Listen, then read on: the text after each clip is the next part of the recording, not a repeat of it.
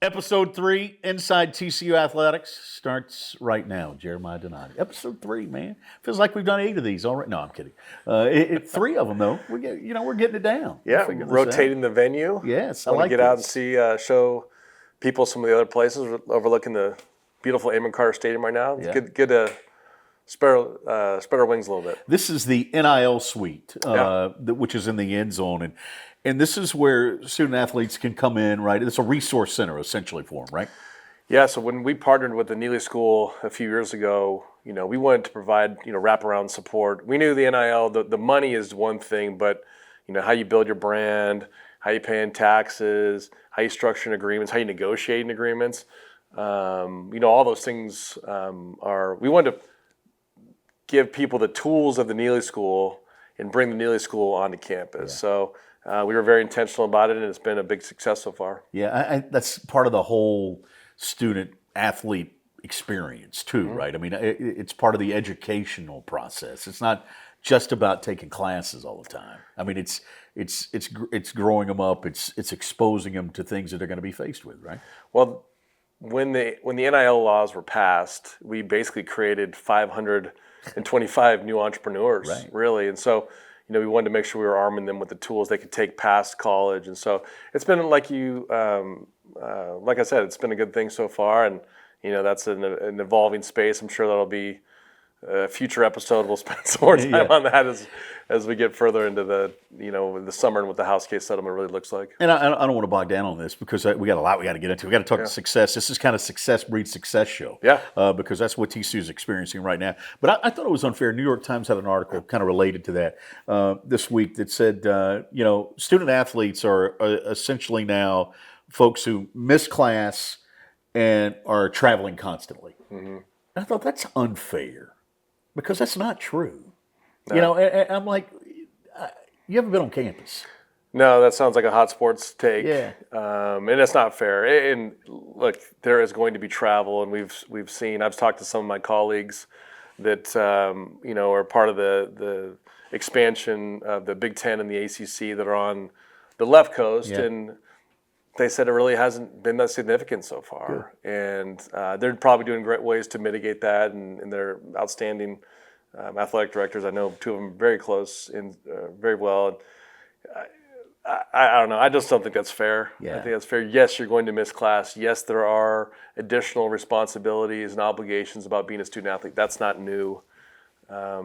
It's not going to be perfect, but I think just the educational component is still the foundation of being a student athlete, and so that hasn't changed as far as I'm aware. Good. We're going to talk more serious stuff as the day goes on. But I want to talk about success breeding success and what's going on here. Yeah. Because, there's so much cool stuff happening right now. Volleyball and soccer and women's basketball and men's and football. Let's start with this. Mm-hmm. Let's start with your volleyball program and where it is right now and the job that Jason's doing leading that. It's pretty amazing, isn't it? Yeah, it is. He's, he had a tough week last week in Kansas, but he's doing a fantastic job and primed to hopefully host the NCAA tournament, which would be fantastic. We're getting ready for that. But I actually just saw as we were walking in here, women's basketball is ranked 19th, and we've got seven women's programs ranked, and with soccer, volleyball, and basketball, it's the first time in our history they're all ranked at the same time. Wow. So. Wow. Yeah, we're on a roll. I think we've won 3 out of the last 4 Right. in football since we spoke last. Exactly. So it's going well. It's going well. And we go through this conversation, and we haven't mentioned Eric Bell yet. We just kind of get used to the success that women's soccer's having. Yep, heading to Tallahassee this weekend for a second-round game in the NCAA tournament. So had a really good turnout for the Friday game against SFA, and won that one and moving on. Yeah, I think that kind of breeds success. And I said that early on, that when teams start experiencing that, other teams sort of, they see the work ethic, they see the time, they see what's put into it. And I think it really kind of lifts all ships. Am I right about that? Yeah, absolutely. And I think you'll see that with both our basketball programs. Yes. They're literally across the hall from each other. And the men had a great game up in Michigan, just came up a little short. We were talking offline, had we been full strength, we felt like the outcome might have been different. But Now the men got to sit there and listen to the women That's having, right. coming out the big NC State win. And so you can bet that that'll show up, right? And so just like when Mark got here, he was in Jamie's office all the time saying, hey, I want to build this program the right way. Tell me how you're doing this. Tell me how you're doing that. Tell me about this. And so they're feeding off each other. And so those are just two sports because they're across the hall from each other. But you're 100% right. We just walked through training table downstairs. All the student athletes get a chance to visit and be around each other. You think you want to be down there as the program that's lagging way behind? No. And so it does breed success. A rising tide floats all boats, as the old saying goes. Still want to look that one up. Those old sayings. Yes. That's one of them. I got to figure out the origin of that. Where did that come from? Where did that come Right. from? I always say that. I don't know what it means Right. perfectly. But no, it's just it's a fun time to be here. It's fun to see the look on kids' faces. And it's fun to win. You think about it too. These guys aren't scared to play people. That's what I love. The fact that Jamie Dixon was willing to take his team on the road to play Michigan. Michigan comes back here next year. The fact that our women's basketball team's playing NC State and South Carolina, two perennial top 5 programs. Xavier's coming here in men's basketball. You've got to play those kind of games, don't you? Outside the league. The tournament, the selection committees, have traditionally rewarded that. Yeah. And I think we're finding that there's high reward, low risk for playing those games. Both Mark and Jamie are doing that. We're seeing that soccer's done that. Yes.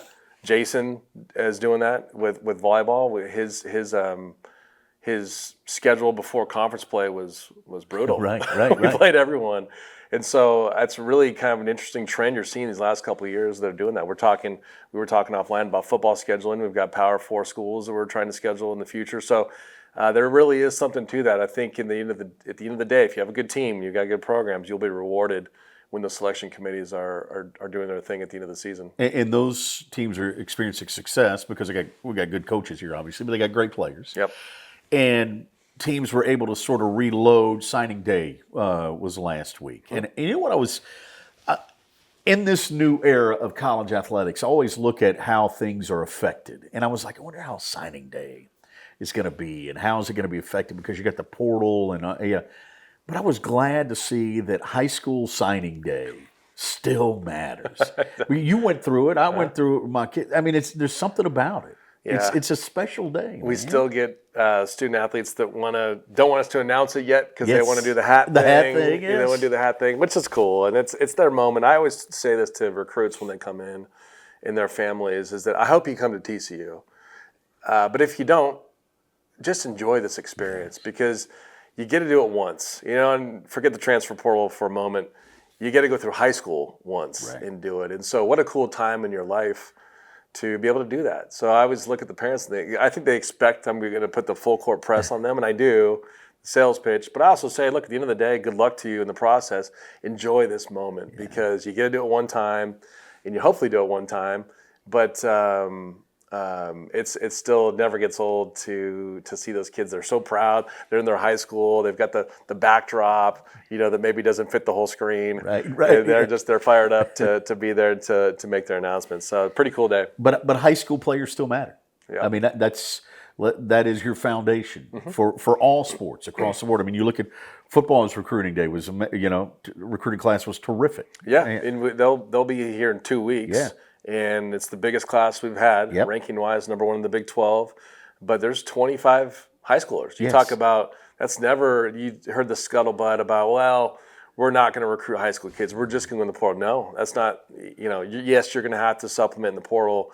But you go talk to Coach Dykes. I mean, the foundation of our program is going to be high school and especially Texas high school kids. Yeah. Right. So that hasn't changed and it won't change. And you see that with the success that these teams are having. I wonder, though, with the change in scholarship limits, or I shouldn't say limits, but you see roster limits and things of that nature that could be coming. We still don't know.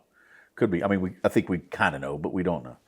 Will we see a reduced number of opportunities across the board for student athletes, you think, when it's all said and done? Absolutely. You'll see that here. We're spending a lot of time planning for the future right now. And there's one thing and a lot of it we don't know. There's one thing I can tell you for certain, and that's we will have 50 kids less on campus next year, student athletes. Sad deal. I was going to say, doesn't that make you sad? Yeah, a we'll little go from 530 that are walking around right now, and we just because of the roster limits, Yeah. all get reduced. It'll be probably 475, 480. Yeah. So yeah, there's 50 kids that otherwise would have been here that won't be, and not because we don't want them, but because we can't. Yeah. Because those are the new rules, and so then play this out. So then those kids need to go find another place. Trickles But in. everyone else has the same limits that we have, and so it'll get tamped down. And yes, there will be kids that will not have the opportunity to play college sports because of these rules. That's the sad part. Yeah. So You played Division II basketball? the Division III. Three. Yep. I think you're going to see Division II and Division III. I think you're actually going to see that level of play go up. Should. Yeah. If you just the law of attrition, right? Yeah. And so some of the kids that we're going to play Division I are going to be in Division II and Division II and Division III, and so maybe that's a good thing. I think there will be fewer opportunities. Back to your original question, and so that's the unfortunate thing. It does make you kind of sad to think about that. Football is the greatest example. We have 130. Right. We got to get to 105. So there's 25 young men that want to come here and be a part of this program. And wear the jersey and be a Horned Frog, and they won't have that opportunity next year. So, like anything else, we'll adjust. But that is, one of the unfortunate things that's coming from the settlements. I want to go back to the settlement in a little while, but first, everybody's just now dialing into it. So I want to make sure we brag on football and the job that Sonny and those guys have done. Now bowl eligible, which automatically leads to my next question: what bowl are we going to be in? The $1 million question.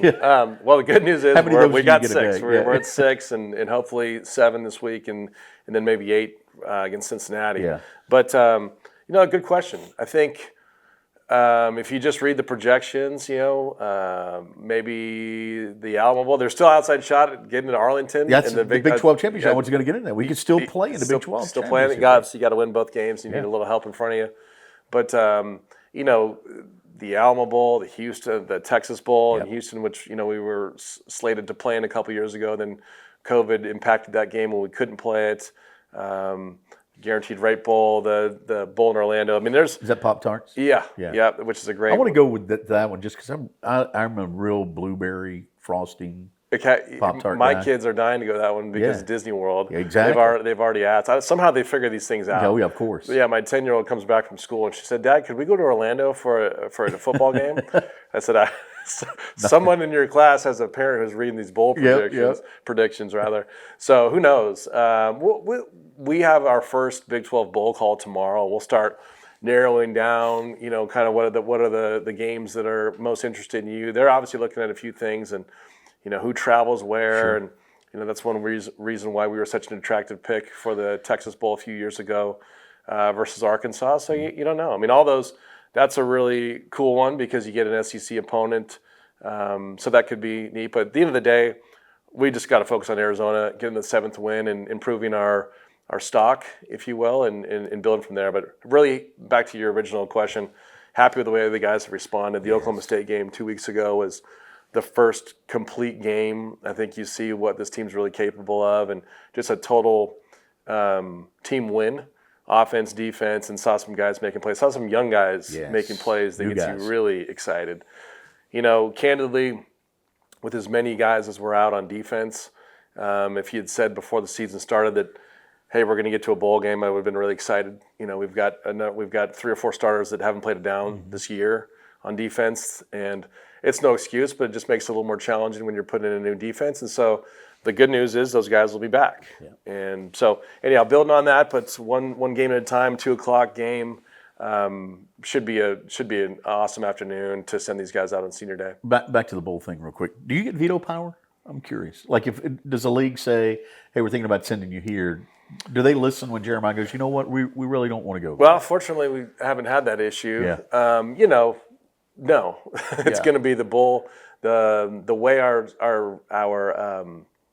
agreements are set up with the bowl games is they get to select. So they like the certain order, right? The Alamo Bowl will have the first pick and so forth, and then the Pop-Tarts the second pick. And this is after, of course, CFP selections and NY6 selections. But no, we're proud proud members of this conference, and obviously with all those bowls, we selected those bowl games, so those are the ones we want.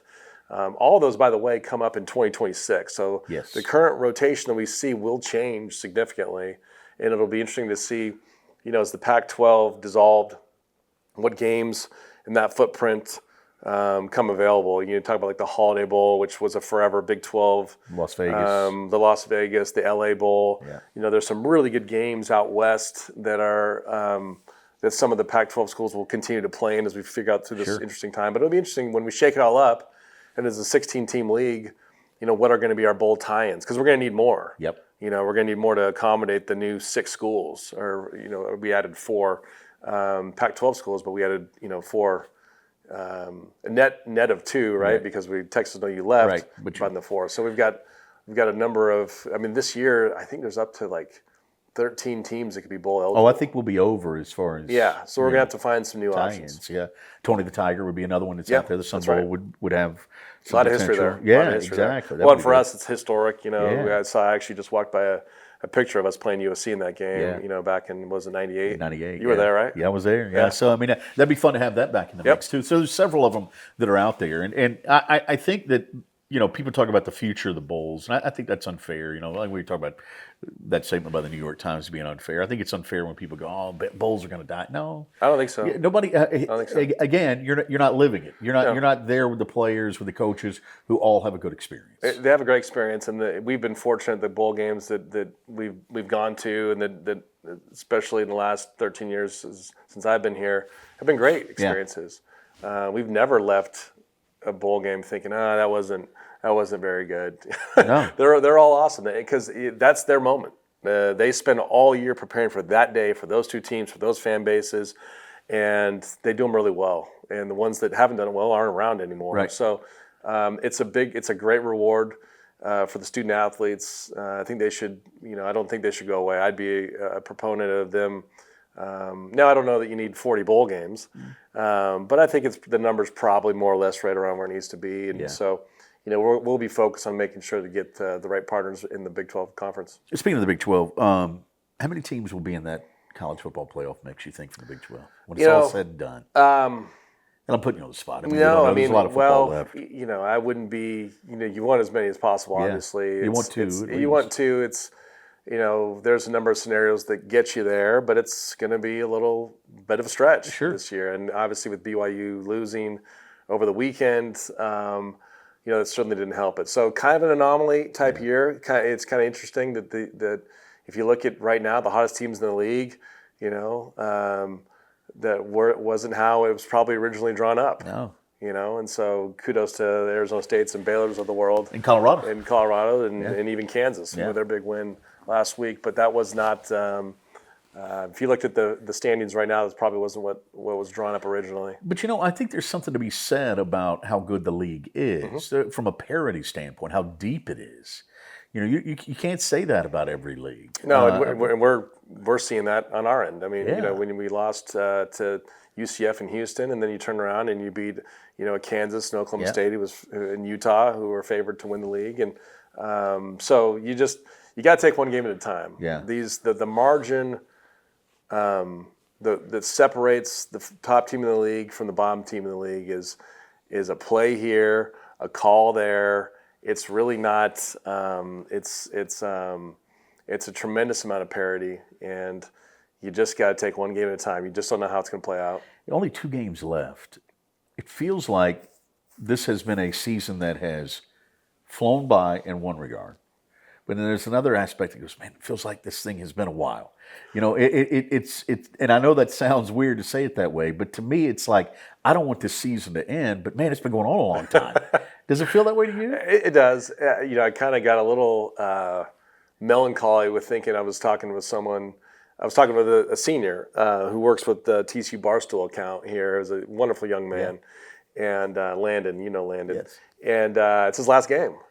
And he said, "This is it. Yeah. This is it. This is my last game at TCU." And I thought, man, that's. I was a little sad for him. And then I started thinking, wow, we only have one more home game this year. I mean, so it has gone quick. I think we'll have a great crowd. I think the weather will be fantastic. But I do feel for those students. I mean, it's kind of, the old saying, when you're in college, it goes quick.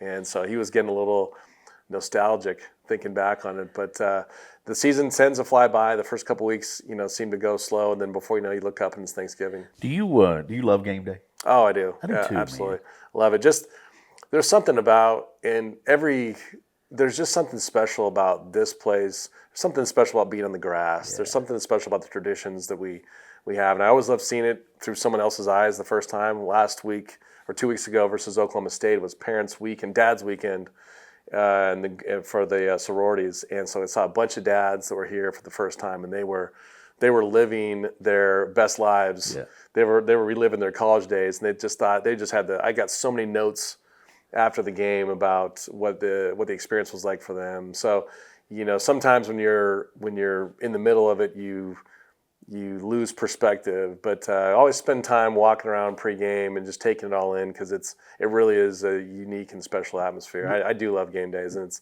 this time of year I really love those 2:00 games. Yes. Because the weather's great, so you don't have to worry about the heat. And then by the time it's over, the sun's setting, and it's a beautiful, it's just a really beautiful environment here and atmosphere. And so Saturday will be no different. The adrenaline rush of game day for me is just, and I know you experience it. I mean, there's something about that, man, that you kind of wish it would last all year long. That every Saturday was game day. Yeah, it's hard on the staff. It's hard on the staff, and well, the good news there is that we played 6 home games. Starting in 2026, we'll go to 8. Right. And then we'll be always at 7 or more. So our fans will be getting at least one more home football game, and so we'll keep it going. And this year was interesting because we had 2 byes. Yeah.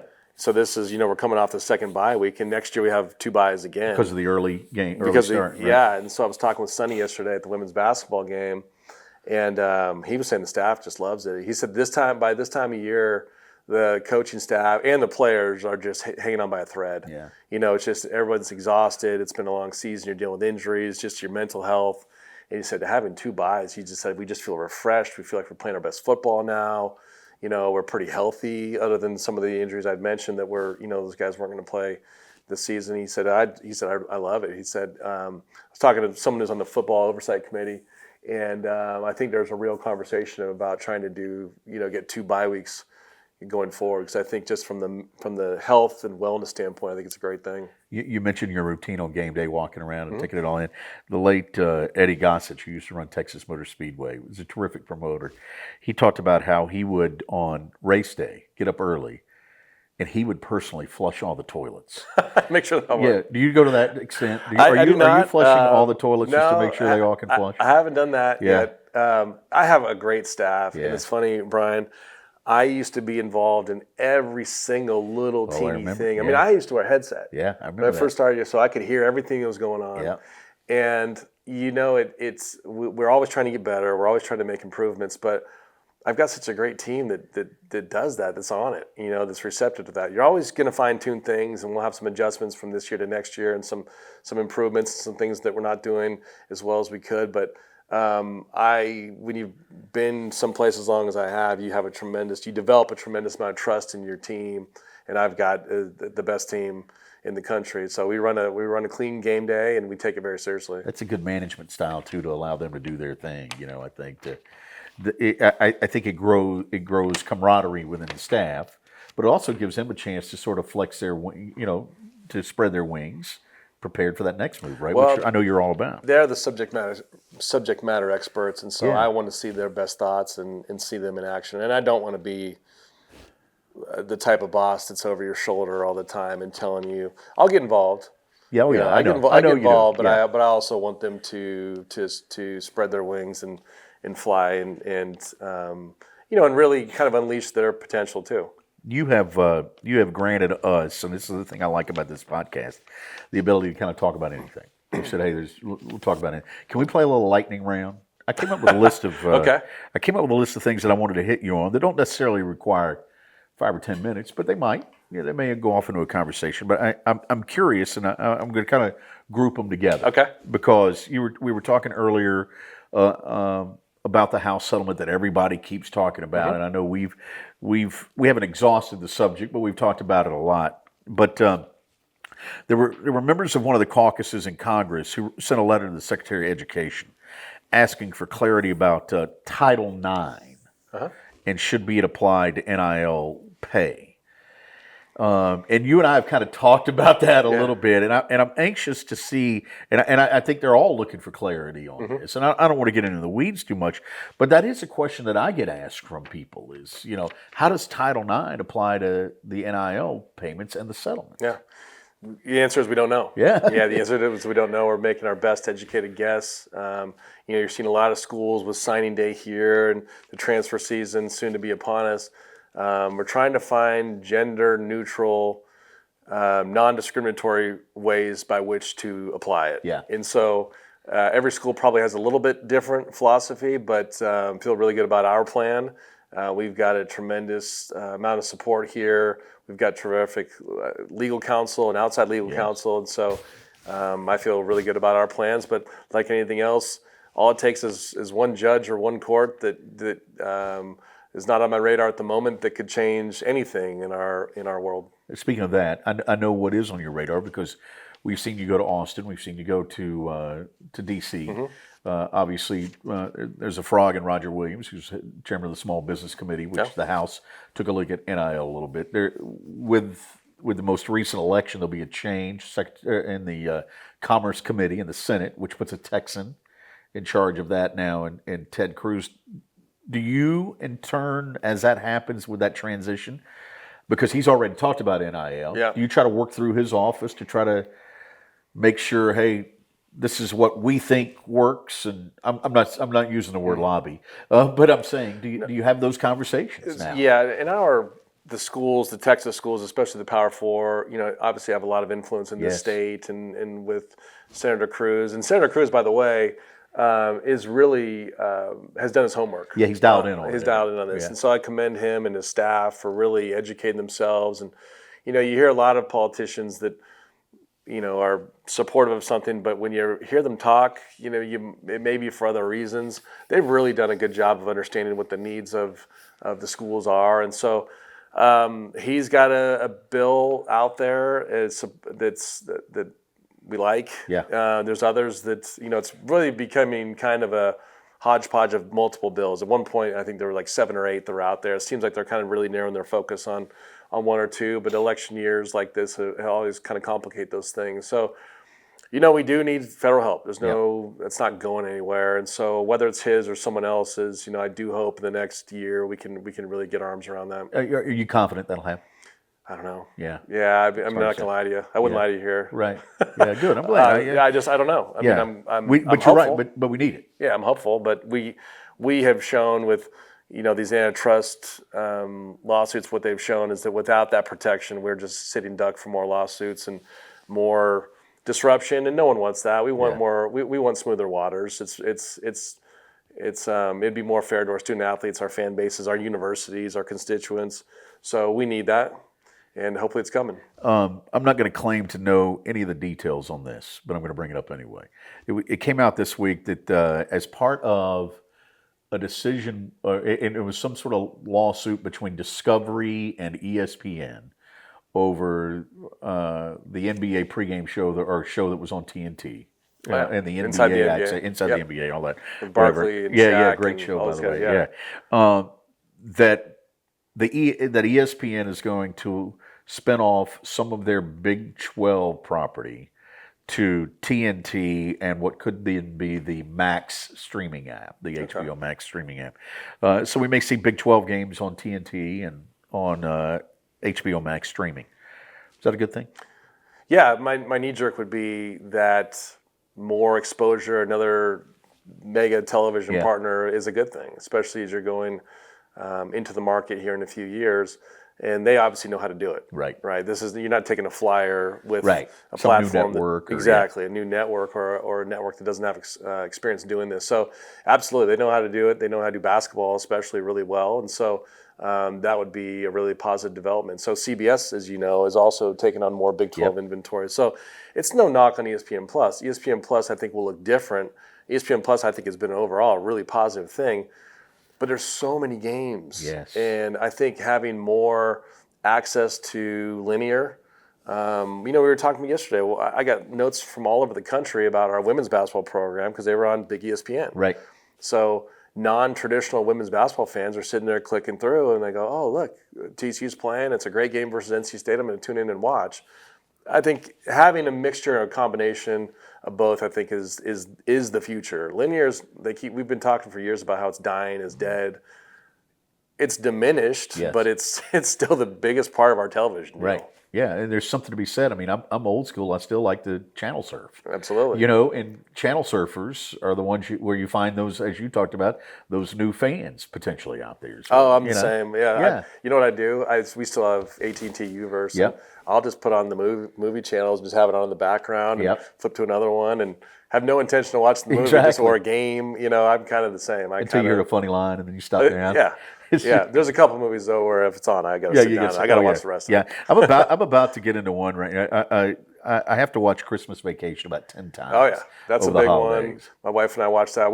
We'll do as we're wrapping the kids' presents. You turned me on to another one last year. What was that Christmas movie you turned me on Four to? Christmases. Yes. Oh my gosh. Yes. Underrated. It is. That one It is is hilarious. Yes. I love that one. There's some one-liners in there. Yeah, I watched it last year based on your recommendation and laughed really out loud. Well, there's I'm going to give our general counsel a shout out. Yeah. Lee Tyner. He and his family they've got a really cool tradition. They do this Christmas movie marathon. Yeah. 2 days before Christmas, where they get their whole family there and they've got snacks and treats, and for 12 hours they just watch movies. Nice. So you got to make the marathon.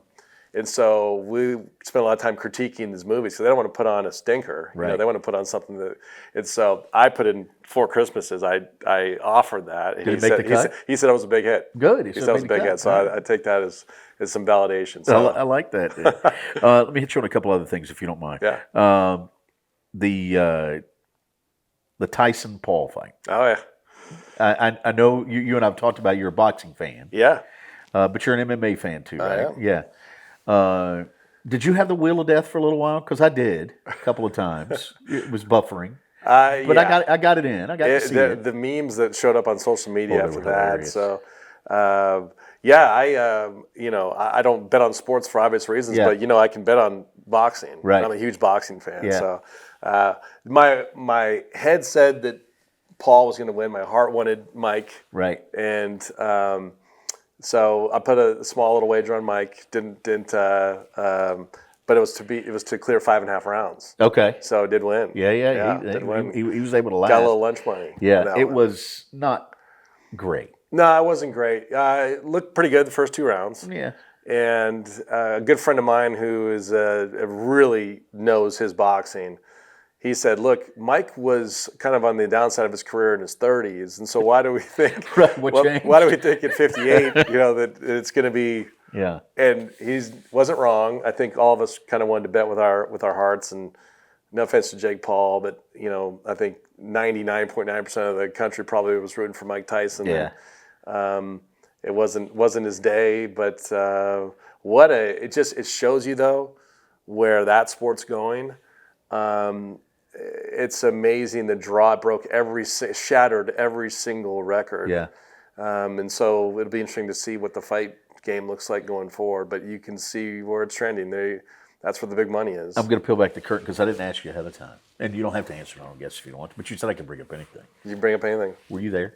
I was not. See, no. that surprised me. I thought you were going to be there. So this is true. Yeah. We had a home soccer match, and so I wasn't going to miss that. But by the time you got to the ring, we didn't know. We didn't know. It wasn't going to be 9 o'clock. No, the soccer match ended about 9, and a group of us had hosted a little watch party. Yeah. And we thought about making it over there, and we thought if we get stuck in traffic. Yeah, because there's 80,000 people. Oh, I know. At AT&T Stadium, it was sold. There was not an open seat in the house, and so we pulled the plug on it kind of last minute to do the watch party, which obviously Netflix had their challenges. Right. So do I regret not making the fight?